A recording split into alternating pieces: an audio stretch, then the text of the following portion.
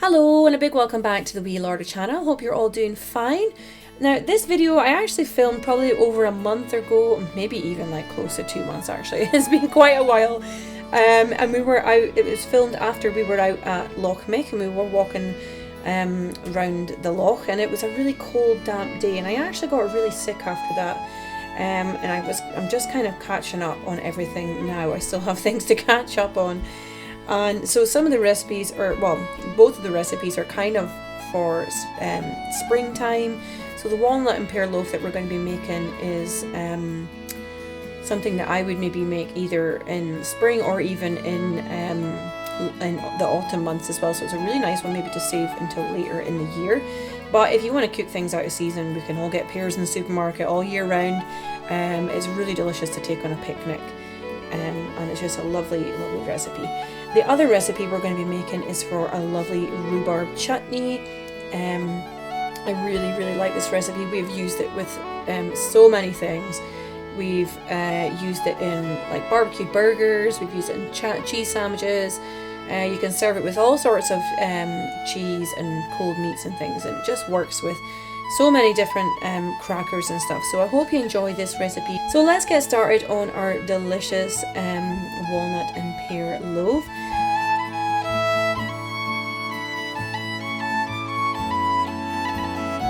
So we're going to start by preheating our oven to 160.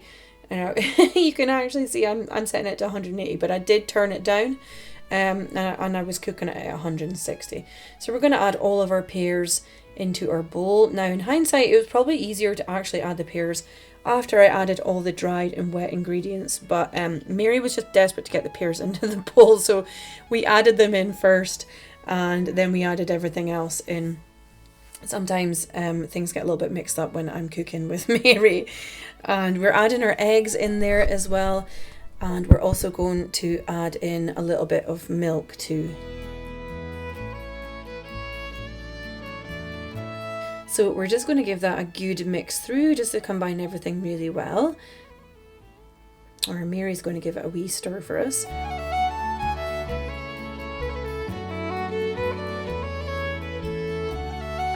We are actually wearing really cozy clothes here, but it was quite cold when I filmed this video, but it's actually really, really hot just now. I think it's about 25, which is really hot for Scotland. We're just going to add our oats in there as well. So we're going to put our oats in next.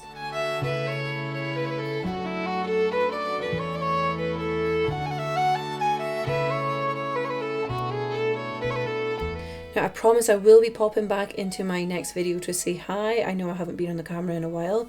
I don't know why actually, but I've just been so busy. I've just been filming and not had a chance to film intros and stuff. So I will be popping in my next video to say hello.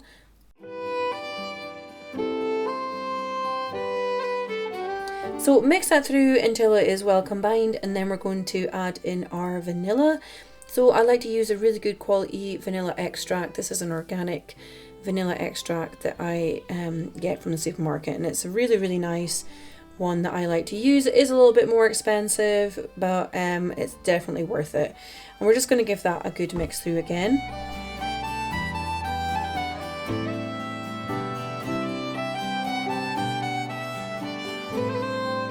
So everything should be really well combined, and as you can see, it probably would be easier to add the pears in at the end, but so if you want to do that, go for it. And we're just going to add in our flour there. So we're adding in our plain self-raising flour and our wholemeal flour as well. So we're going to add in our brown sugar and our spices as well, and we're then going to give all of that a really good mix through. Now I actually put melted butter in the ingredients list, and I think I meant to melt it for this recipe, but I was kind of a bit distracted with Mary helping me, and I put it in cold, so I ended up rubbing it into the flour instead of melting it. But it would be a lot easier if you added in melted butter instead of the cubes of butter. So that's just a wee tip from me there. Learn from my mistakes. And we're just going to give that a good mix through once it is all combined with the butter and the flour. So we're now just going to add in a wee bit more milk just until we have a nice cake batter consistency. So just, I don't have a specific quantity written down, just add in as much as you need and just stir a little bit until you have a nice cake batter consistency. So you'll get an idea of the consistency when I'm pouring it into the loaf tin. So we're just going to give that a wee mix through there. And we definitely need a little bit more milk in there, so I'm just going to keep adding in a little bit more milk until it is nice, a nice cake batter type of texture.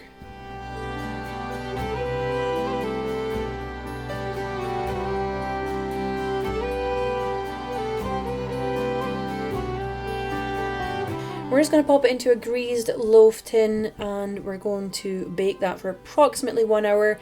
Just keep an eye on it and pop a cake pin in once it is out of the oven as well. Just make sure that it is nice and like it's not sticky in the middle, and just make sure it's nice and cooked through. So scrape your bowl down, pop it all in and smooth it out, and then pop it in the oven.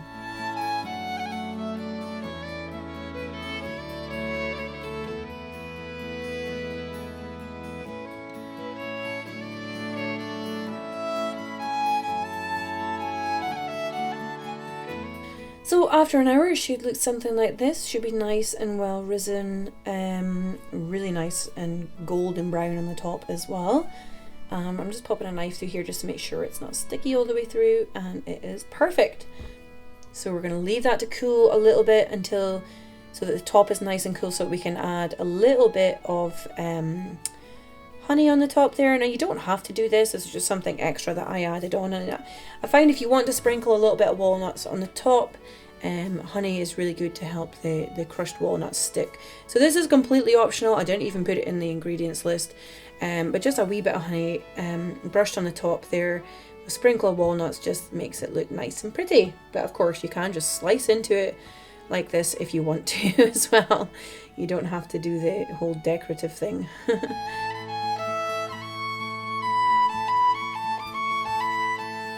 So I'm using a lovely heather honey there as well. We picked that up at the farmer's market. So delicious.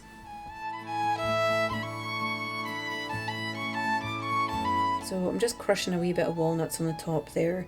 But as I said, totally optional. You don't have to do that if you don't want to.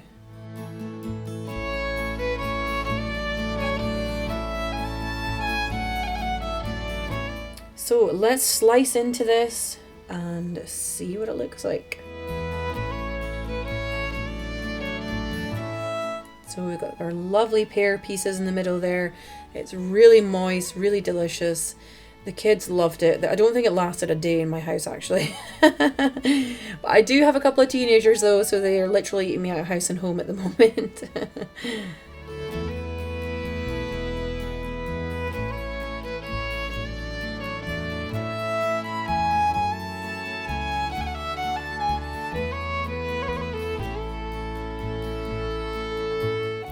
So we took our baby geese up to the top garden where my rhubarb is growing, so we had to get some rhubarb for the next recipe.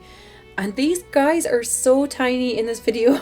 My goodness, they're absolutely massive now. I'm going to have to pop them into my my next video. They are like, my goodness, like triple the size. You can see the cat is like, she's on the lookout for humans leaving the baby geese alone.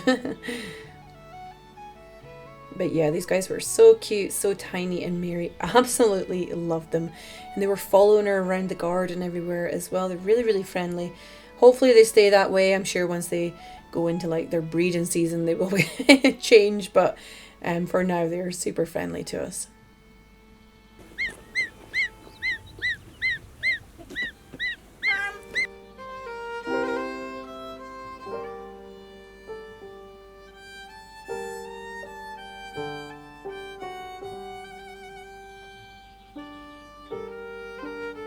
So here we have our lovely rhubarb. I can't believe how much the garden has changed since I filmed this actually. Everything has just grown up so much, it's just gone crazy. So Mary is collecting the rhubarb. She loves doing gardening things actually. I try to get her busy in the garden as much as possible, just so she can make that connection with her food and the seasons and stuff. We spend a lot of time outside actually. But it's not always possible to spend as much time as I want to outside. There are lots of things to do in the house as well as a busy mum. But so we're just collecting all of these stalks here, and even in this video it had already started like going to seed, like going to like flower on the top, and I think it's because my rhubarb is not in a very like, I think I would prefer a more like a damper spot, and it's in full sun as well. I think maybe partially shaded is probably more probably better for the rhubarb. I'm not really sure. I'll have to look into that. If anyone's got any garden tips on that, let me know. So anyway, let's get started on our delicious rhubarb relish.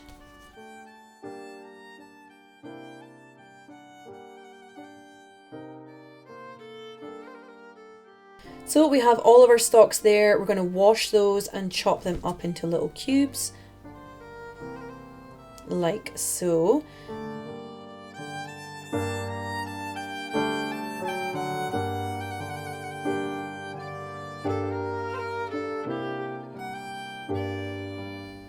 So I'm just giving them another good wash in the water there, just to get any bits of mud or anything off of them. And we're going to add our water into our pan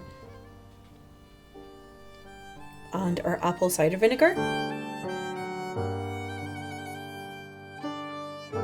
So I was actually using Hugh Fernley Whittenstall's recipe. I hope I pronounced his name correctly. I love his stuff at River Cottage. You might have heard of him. So I was kind of following his recipe loosely. He did call for a cinnamon stick. I actually didn't like using my cinnamon stick because it kind of started breaking up. So I took it out, and then I just popped in ground cinnamon instead, and it came out really, really nice. So we're just going to add in our cinnamon and our bruised ginger there as well. We're also going to add in our sugar, and we're just going to give that a good stir through. So my cinnamon stick is still in the pan here, but as I said, I did take it out before I started cooking the rhubarb, just because I thought it was like it was just breaking up into like a million little pieces and I couldn't be bothered picking them all out of the chutney when I was serving it. So I did take it out and just use the ground cinnamon as I've put in the ingredients list instead. So this is a well written recipe. I don't tend to create preserving recipes myself, just because I want to make sure all the ratios are tested by somebody else already and they're correct for preserving, because I know how important it is when you're preserving food long term to make sure you have all the correct ratios of salt and sugar and all that kind of stuff.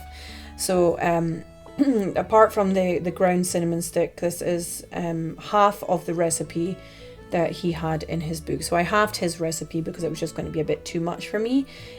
So this is the recipe halved from his preserving cookbook. Minus the cinnamon stick, of course. I don't mean to keep going on about the cinnamon stick, sorry. So we're going to pop our preserving stuff into the oven there. That's what I was doing with all my jars and things. Popping into a low oven at about 100 for a fan oven, just while this is cooking, so that we can totally sterilize the jars in the heat of the oven.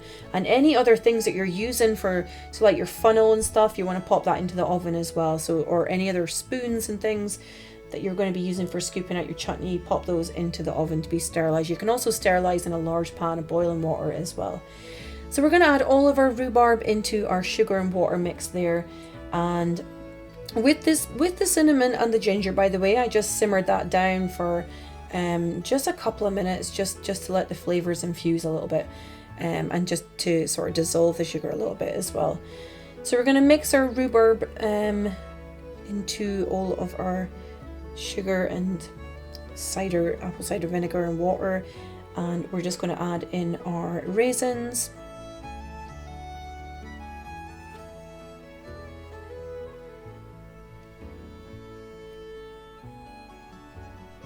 And just stir it through. So we're looking for like a medium simmer now, and we're going to simmer that down for about 15 to 20 minutes until the rhubarb is nice and soft.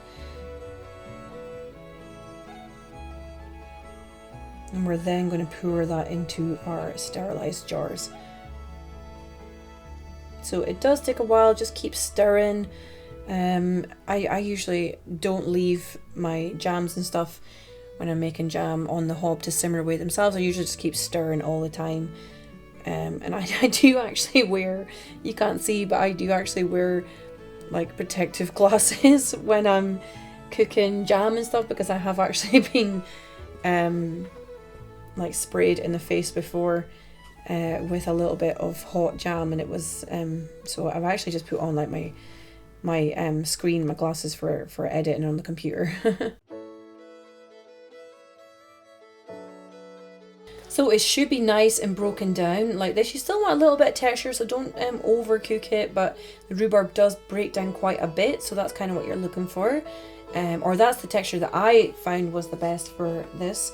And we're just going to take our jars out of the oven, and we're going to use our sterilized equipment. So even this little cup holder I sterilized in the oven, I'm going to pop that into the jars. Now I really try not to touch the jars as much as possible, and just put the sterilized funnel on top.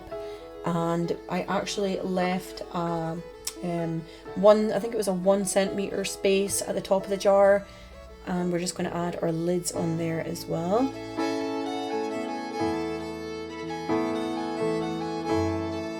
I think it was approximately 1 centimeter to half a centimeter at the top of the jar. So as I said, I try not to touch the jars as much as possible, so that we can get all of the jam in without any unclean contact. So we're popping a plate in first, and we're then going to pop our jars into a pan of boiling water. So I like to boil them for about 10 minutes, and this just helps with the preservation process, I believe. But as I said, if you want to find out more about preserving, I would recommend the Ball, I think it's the Ball Preserving Handbook. It has all sorts of lovely canning recipes in there, and I tend to just stick to like jams and chutneys and things, but I would like to be a little bit more experimental and try canning other things as well, like soups and stuff, but it's not something that I'm very confident about doing at the moment, so I won't be sharing anything like that anytime soon. But that handbook is really, really good.